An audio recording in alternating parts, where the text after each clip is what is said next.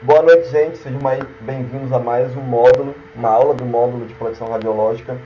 E hoje nós vamos agora ler na íntegra a RDC 330, que é o novo regulamento aí que veio substituir a portaria 453, que foi falado na aula anterior, né, que eu expliquei para vocês aí, alguns tópicos bem importantes.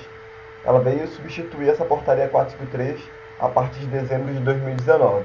Então essa RDC, pela leitura que eu já fiz dela, ela deixou muitas coisas que estavam dentro da portaria 453 lá com a CNEM, né, que é o órgão aí que fiscaliza a energia nuclear dentro do território nacional.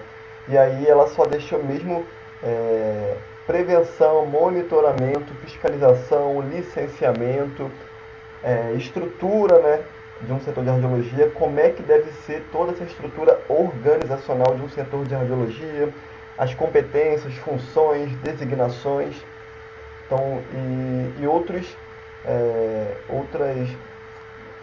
vamos dizer, como trabalhar com a telemedicina, a teleradiologia, com equipamentos móveis de radiologia, que trabalham com radiação ionizante e não ionizante. A veterinária também entrou nessa RDC, fala um pouquinho da veterinária, a odontologia também. Então ela deu uma enxugada em algumas coisas relacionadas a todas essas áreas que eu falei aqui e deixou a questão de limite de exposições de dose, né, ocupacional, médica, individual público, com a CNEM, lá com as normativas que tem lá no site da CNEM. Então a CNEM ficou agora com essa parte, e aí essa RDC está tratando de outros assuntos específicos de licenciamento, proteção radiológica, estrutura organizacional de um setor de radiologia. Tá bom, gente? Então, vamos lá. Vou ficar agora aqui no cantinho da tela de vocês aqui, como vocês podem ver aí no monitor. E aí eu já demarquei dentro da normativa RDC 330 as coisas mais plausíveis que nós, técnicos e tecnólogos, temos que saber. Até porque essa RDC aqui, um exemplar dela tem que estar impresso e disponibilizado no setor de radiologia para que toda a equipe do setor de imagem tenha à mão e leia essa RDC aqui. Tem que estar ciente de tudo que tem que estar escrito aqui. Não vai decorar, que isso aí cabe a outro profissional, cabe ao supervisor de proteção radiológica ou ao responsável legal do setor, ou até mesmo o líder do setor, saber do que está aqui na íntegra dessa RDC aqui, 330. Tá bom, gente? Então aí, como vocês veem na tela, eu já demarquei algumas coisas e nós vamos falar sobre tudo isso que eu marquei aí nessa RDC. Então vamos lá, vamos começar pelas disposições iniciais da RDC. Gente, tem um cachorro chato aqui latindo? Sempre tem, né? Mas aí vamos lá dar continuidade aí. Então vamos lá, ó. Sublinhei para vocês, estabelecer os requisitos sanitários para a organização e funcionamento dos serviços de radiologia, diagnóstica e intervencionista. Então esse é o objetivo dessa RDC aqui.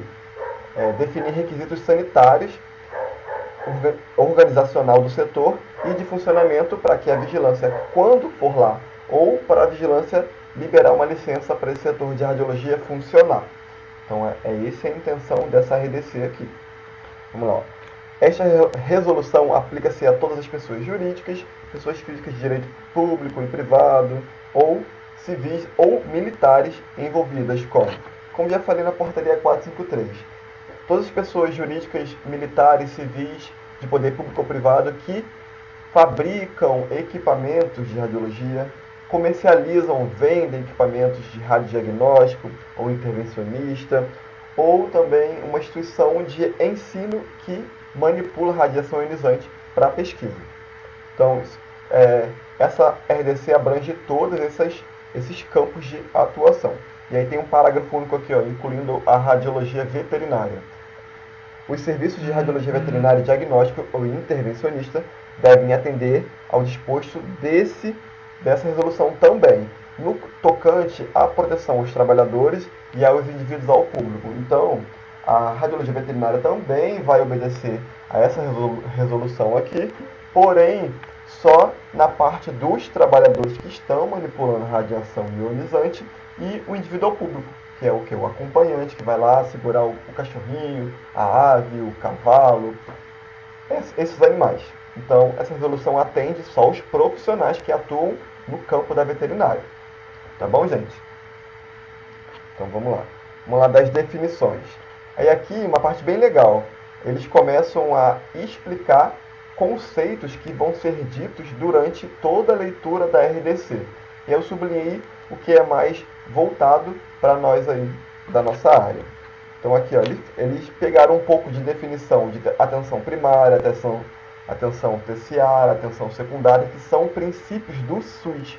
Então eles pegaram lá, foram lá no SUS e definiram aqui para efeito de serviços de saúde. Tá bom, gente?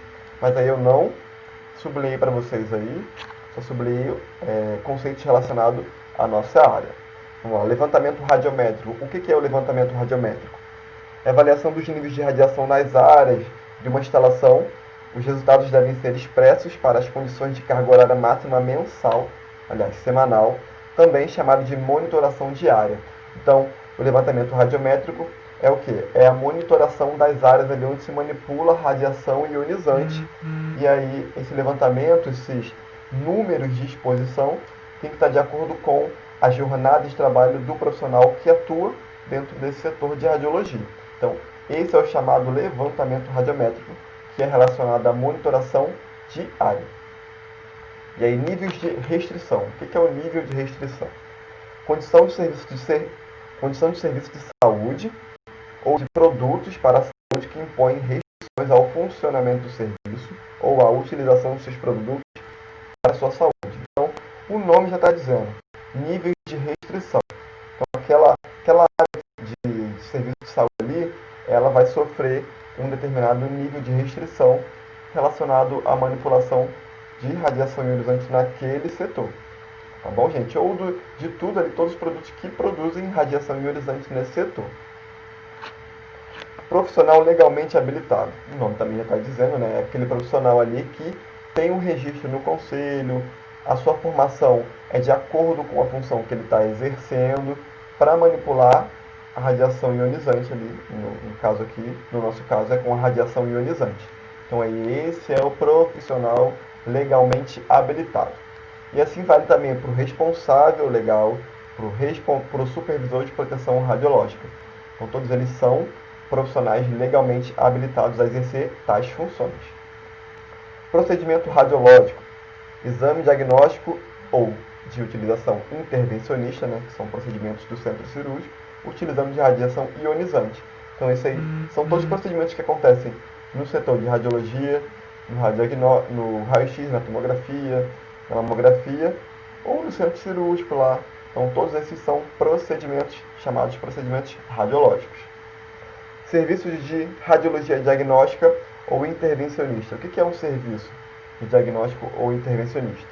Contempla os serviços de radiodiagnóstico médico, odontológico, serviço de diagnóstico por imagem, serviço de radiologia intervencionista, hemodinâmica, odontológica, mamografia, fluoroscopia, tomografia computadorizada, ultrassonografia, ressonância magnética. Todos esses são serviços relacionados a diagnóstico ou intervencionista. Então está bem definido. Todos esses são diagnósticos ou intervencionista. Agora, medicina nuclear, radioterapia, radiologia industrial não são considerados serviços radiológicos diagnósticos e intervencionistas. Medicina nuclear e radioterapia são procedimentos terapêuticos para tratamento. Então, tem essa diferença aí, gente. E aí, radiologia industrial é voltada a ensaios não destrutivos de peças, tubulações, mais voltada a aeroportos. Também não se encaixa na radiologia diagnóstica ou intervencionista. Tá bom, gente? E aí, ó, responsável legal. O que é ser responsável legal?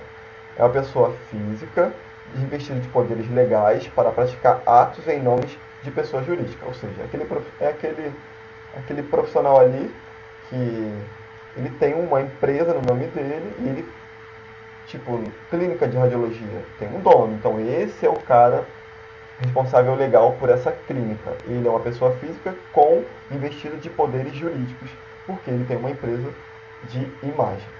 Beleza, gente? E aí, testes de aceitação. O nome também já é bem sugestivo. Teste de aceitação. São um conjunto de medidas e verificações realizadas após a montagem do equipamento na sala. E aí começa a fazer os testes de aceitação, né?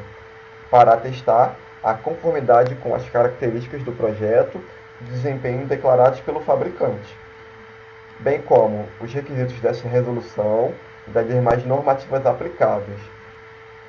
Então aí nada mais é você vai lá, prepara a sala para montar o equipamento, vai ali, monta o equipamento, chama um profissional legalmente habilitado para poder fazer os testes desse equipamento e ver se está tudo nos conformes. E aí o teste de constância. Avaliação rotineira dos parâmetros técnicos e de desempenho do instrumento ou equipamento de determinada instalação. Então, depois que você montou, fez o teste de aceitação, periodicamente vai haver testes de constância desses equipamentos para saber se ele está rendendo como ele tem que render, ou se ele está rendendo abaixo do nível de aceitação de acordo com o teste que foi feito. Beleza, gente? E é aí que ocorrem as manutenções preventivas e corretivas, de acordo com os testes de constância. Entendeu? Então vamos lá. Saindo desses parâmetros gerais aí, da RDC 330, vamos lá para os requisitos gerais relacionados à estrutura organizacional desse setor de radiologia. Então, ó, sublinhei para vocês aí uma coisa bem importante. Prevenção e aprimoramento constantes dos procedimentos radiológicos e em proteção radiológica, quando couber, como parte integrante das funções diárias de cada membro da equipe.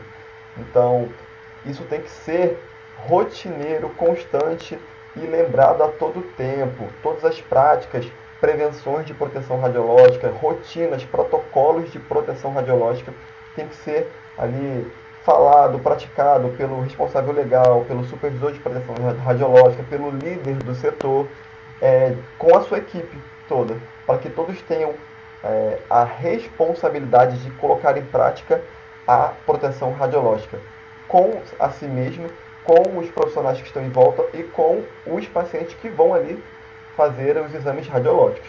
Tá bom, gente? Isso tem que ficar bem claro para todo mundo. Artigo 5º.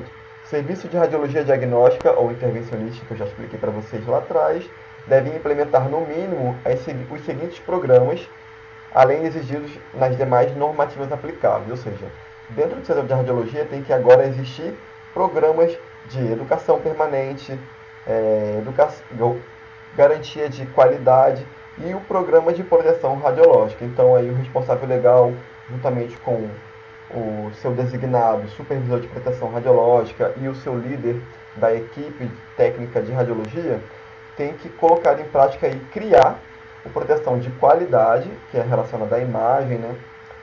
Programa de educação continuada, que é a questão de cursos anualmente de proteção radiológica, capacitação profissional da equipe, e aí programa de proteção radiológica, que são os procedimentos que a equipe tem que colocar em prática para exercer proteção radiológica no setor, e assim garantir a eficiência nos exames, na exposição ocupacional, na exposição médica, na exposição ao indivíduo, e também isso aí tudo. Vamos lá, vamos pular. E aí, vamos lá para o artigo 9º. Uma coisa bem importante que faz parte aí da... Deixa eu ver aqui qual é esse tópico. Sobre a infraestrutura. Então, eu vou falar sobre a infraestrutura, o que nós, profissionais aí da área de radiológicas, temos que saber sobre a estrutura, bem focada na área técnica. Vou deixar um pouco a área de supervisão de lado, porque não é o objetivo aqui. Nós somos técnicos, temos que focar nos objetivos técnicos de proteção radiológica. Vamos lá, ó. A iluminação da sala de interpretação de exame de laudos deve ser planejada de modo a não prejudicar a avaliação da imagem, ou seja, na sala de laudo, na sala onde vai se manipular a imagem ali, quando a gente gerar no computador, para poder ajustar a claridade, contraste, brilho, cortar, a iluminação dessa sala tem que ser uma iluminação que não prejudique a nossa visão ao exame no monitor. A gente tem que ver com clareza detalhes nesse monitor e essa luz que está ali dentro da sala não deve interferir na nossa visão. Qualquer modificação nas instalações, no tipo de equipamento, na inclusão de um novo equipamento de radiologia dentro desse setor de diagnóstico intervencionista deve ser aprovada pela autoridade sanitária competente antes de fazer essa modificação. Então aí, vou trocar a mesa de lugar, vou trocar essa mesa aqui que ela deu defeito. O líder de setor ou responsável legal, ou responsável pelo setor, tem que ligar para a vigilância sanitária comunicando essa previsão de mudança de mesa ou qualquer coisa que aconteça dentro desse setor de radiologia depois que a planta foi aprovada e o setor foi montado. Tudo depois da aprovação do setor e da operação do setor tem que ser comunicado à vigilância. Então a vigilância é o órgão principal dessa resolução aqui, que vai fornecer licenciamento, modificação da sala, vai dar todo aval, alvará de funcionamento desse setor. Então aí modificou mesa, modificou tubo, modificou estativa, modificou blindagem, estrutura, tem que comunicar a vigilância e mostrar o que vai ser modificado e eles vão dar o aval para que isso ocorra. Tá bom, gente? Então aqui embaixo vem concluindo. A modificação de qualquer parâmetro utilizado para os projetos de blindagem, né, que são as paredes blindadas, do serviço deve ser informada à autoridade sanitária competente antes da sua efetivação. Também vale para as paredes barritadas e blindadas. Tudo que for feito naquele setor de radiologia tem que ser comunicado previamente para que haja essa aprovação de modificação do ambiente. Vamos lá, o responsável legal, que é o dono da clínica, o responsável pelo hospital, deve designar formalmente um profissional legalmente habilitado a assumir a responsabilidade pelos procedimentos radiológicos que ocorrem dentro desse setor aí, ou de cada setor de radiologia dessa clínica ou desse hospital, dotado como responsável técnico. Então nós já sabemos que tem que haver um responsável legal, tem que haver agora um responsável técnico que foi designado por esse responsável legal. Beleza? Então vamos lá. Agora o responsável legal deve designar formalmente um membro da equipe legalmente habilitado também, né? Tem que ter capacitação técnica e profissional para fazer isso, para assumir responsabilidade pelas ações relativas à proteção radiológica de cada serviço de saúde que utilize radiação ionizante para fins diagnóstico e intervencionista, denominado supervisor de proteção radiológica. Tá bom, gente? Então vamos lá, vamos revisar. A clínica ou hospital tem que ter o responsável legal, que é o dono da clínica ou o médico responsável por esse hospital. Esse responsável legal tem que designar um responsável técnico que vai responder aos procedimentos de proteção radiológica. E aí esse responsável legal tem que determinar um supervisor de proteção radiológica para poder coordenar a equipe de radiologia dentro do setor, dentro dessa clínica. Entendeu, gente? Então é assim que funciona. Então essa é a hierarquia. Vamos lá para a tela aí. O serviço de radiologia diagnóstica intervencionista deve implementar programa de educação permanente para toda a equipe, em conformidade com o disposto nesta resolução e nas demais normativa aplicável. O que é esse programa de educação permanente? É a educação continuada da equipe relacionada à projeção radiológica. Procedimentos práticos, cursos, isso acontece anualmente aí. Então, o responsável legal, ele é responsável por fornecer esse curso, esse treinamento à equipe, e o supervisor tem que colocar em prática esse treinamento com a equipe. Vamos lá. Então aí agora vamos falar sobre os requisitos de desativação do serviço de equipamento. Isso aqui é uma coisa bem importante, também para agregar conhecimento. A nós técnicos não nos compete fazer isso, mas nos interessa saber sobre isso. Quando a gente vai desativar um setor de radiologia, o que tem que ser feito? Eu já comentei isso aqui para vocês. Esse procedimento aqui não ocorreu lá quando surgiu o acidente do Césio, lá em Goiânia, o Césio 137. Não sei se vocês lembram. Então, a clínica ela deixou um equipamento abandonado, não avisou o órgão competente, né, que é a vigilância sanitária local ali daquela cidade, que ia desativar aquele equipamento e largou lá. E aí ninguém sabia de nada, ficou lá naquele ferro velho e foi. E aí acharam esse equipamento, abriram, exploraram acharam aquele pozinho ali do césio e aí levaram para casa sem saber o porquê. Mas aí aqui na resolução explica como é que deve ser feito essa desativação desse setor, desse equipamento de radiologia, que trabalha com radiação ionizante. Então eu sublinhei aqui para vocês. Ó. A desativação do serviço de radiologia deve ser previamente comunicada à autoridade sanitária também, né? Isso sempre vai acontecer, informando o destino e a guarda dos arquivos, equipamentos e assentamentos, inclusive dos históricos ocupacionais, conforme especificado nesta resolução e nas demais normativas aplicáveis. A desativação do equipamento de radiologia deve ser formalmente comunicada à autoridade sanitária competente por escrito e solicitado e a solicitação de baixa de responsabilidade e informação sobre esse destino. Então, vai desativar o que vai ser feito. Tem que fazer um documento falando tudo o que vai ser feito com esse equipamento aí e encaminhar para a vigilância sanitária e esperar ela ir no setor, verificar, dar a ordem de desativação e explicar como é que vai ser esse procedimento. Beleza, turma? Vamos lá. Agora vamos falar das atribuições e responsabilidades. Como eu já falei aqui para você, já falei sobre responsável legal, responsável técnico, supervisor de proteção radiológica e deve abranger também a cada profissional que compõe essa equipe. Vamos lá. O responsável legal do serviço de radiologia, diagnóstico ou intervencionista, é o principal responsável pela aplicação dessa resolução. Foi o que eu falei para você. O dono da clínica, o médico responsável pelo hospital, ele tem que ler toda essa resolução aqui e tem que fazer valer tudo que está escrito nessa resolução, colocar tudo em prática. Ó, manter um exemplar desta resolução em cada serviço de radiologia diagnóstico intervencionista sob a sua responsabilidade do responsável legal, e assegurar que cada membro da equipe tem acesso a esse exemplar aqui. Então todo mundo tem que ler esse exemplar, saber que essa resolução existe e saber o que compõe todos os procedimentos dessa resolução. Então também tem que ser bem explícito para todo mundo da equipe.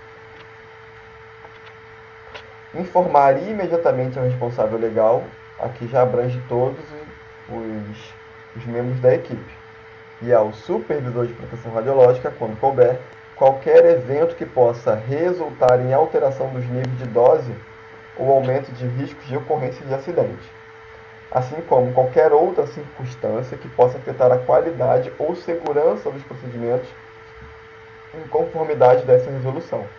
Então, a equipe técnica, se ela detectar que está tendo um vazamento ali no equipamento, tem um defeito no equipamento, alguma coisa que pode acarretar um acidente, tem que imediatamente comunicar ao supervisor, o seu líder, né, de proteção radiológica, e aí o supervisor vai encaminhar essa avaliação aí para a engenharia clínica, um setor responsável para poder averiguar exatamente isso. E se for verdade o relato, a quem avaliou detectar que está ocorrendo mesmo essas possibilidades, o responsável legal tem que tomar atitude e aí fazer as correções cabíveis. Tá bom, gente?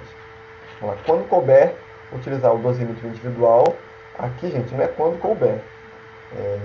Pode ser que, eu não sei em que sentido ele está falando essa palavra quando couber, mas é obrigatório a utilização do dosímetro individual e equipamento de proteção individual, que é o EPI, conforme os requisitos dessa resolução aqui e nas demais normativas. Tá bom, gente?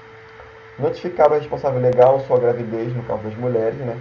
Trabalhadoras aí, técnicas mulheres, confirmada ou suspeita, de modo a possibilitar a adequação dos processos de trabalho dessa funcionária aí. Ou vai remanejar por um setor de área livre, não trabalhe com radiação ionizante e nem vá sofrer uma exposição ali naquele local.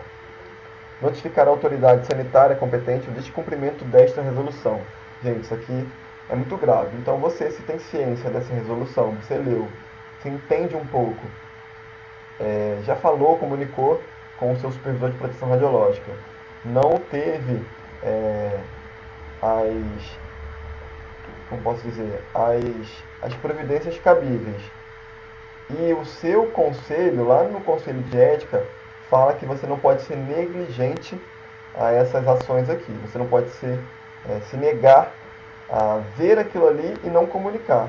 Se você já comunicou o responsável legal, o supervisor, e não teve resultado, você tem que ir lá nas autoridades sanitárias e fazer a denúncia. Vai ser de forma anônima, para que essa unidade sanitária vá nesse setor, nesse estabelecimento e fiscalize.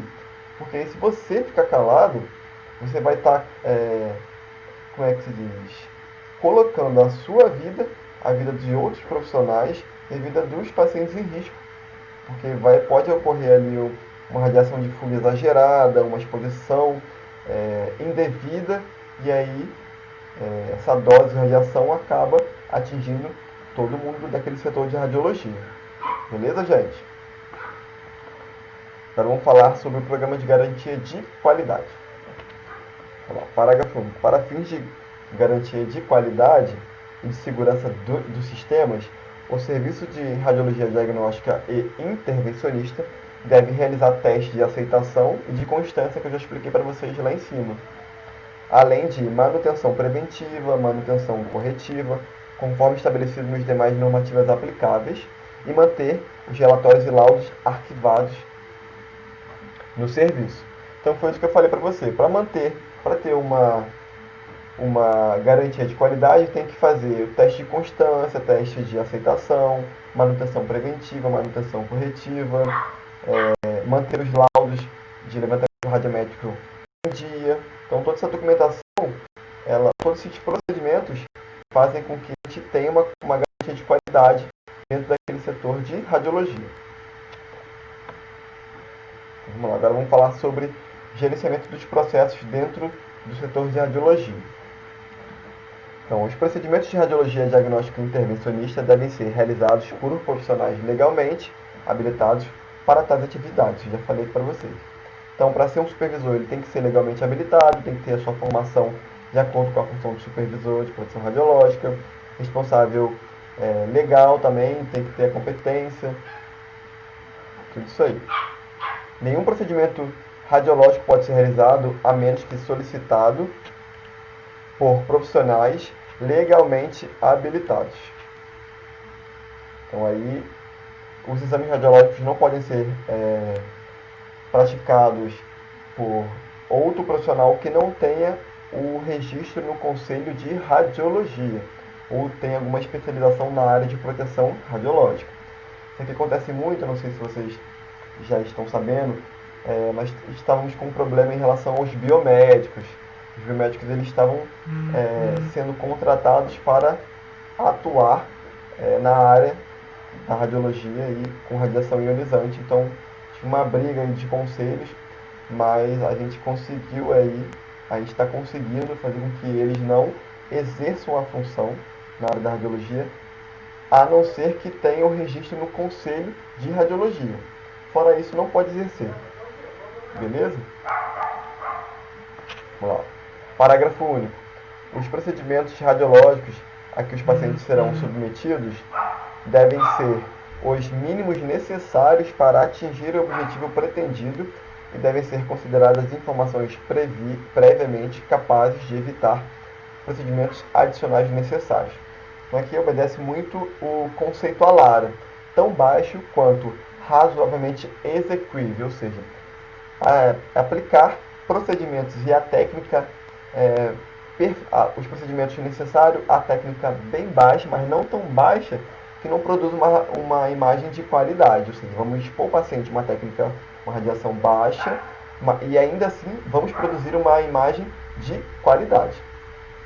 E aí, fazendo os procedimentos corretos de posicionamento, usando o acessório correto, esse exame vai ser feito corretamente, sem precisar que haja repetição desse exame. E aí não ocorre uma exposição desnecessária, que é o caso que ele está falando aqui. Os serviços de radiodiagnóstico intervencionista devem assegurar que a presença de acompanhantes durante os procedimentos somente se dará quando tal participação for imprescindível para confortar ou ajudar o paciente, devendo adotar as medidas cabíveis para minimizar a exposição aos riscos inerentes à tecnologia utilizada. Então, aí, se é um paciente com capacidades mentais comprometida, é um paciente agitado, é uma criança, a gente vai precisar do acompanhante ali próximo desse paciente para conter, mas antes disso, nós temos que oferecer as vestimentas plumbíferas para esse acompanhante, para que a gente proteja ele da exposição da radiação ionizante. Beleza, gente? Então a gente tem que estar bem nítido, bem alinhado na nossa profissão aí durante a jornada de trabalho e durante a ocorrência dessas solicitações do acompanhante dentro da sala de exame. Beleza?